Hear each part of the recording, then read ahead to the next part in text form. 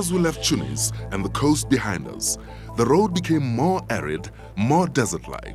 None of us knew what to expect as we approached Libya. But our fears were unfounded. After a huge welcome at the border, we arrived at Tripoli. Again, the welcome was overwhelming, with dancing, cultural events, late into the night, leaving us with only 3 hours of sleep before we set off the next day. And how does one cope with the stresses of life? And I do yoga every morning. I get up at 5 and I spend half an hour in yoga and relaxation.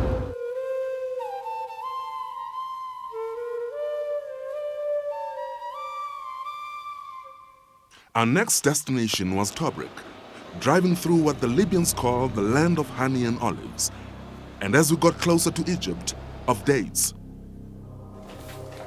At Leptis Magna, we saw the Roman ruins, beautifully maintained with a water articulation system, Turkish baths, amphitheaters, and Roman roads.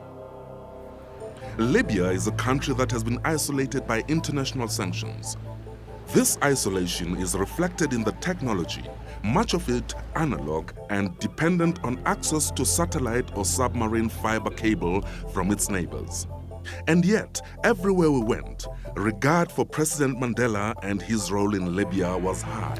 We are really very happy to have you here in our country, and we hope your mission will succeed.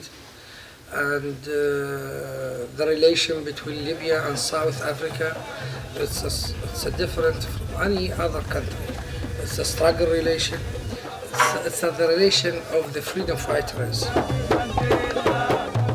Tobruk was one of the main amphitheaters of the Second World War, and it was here that we encountered real desert for the first time.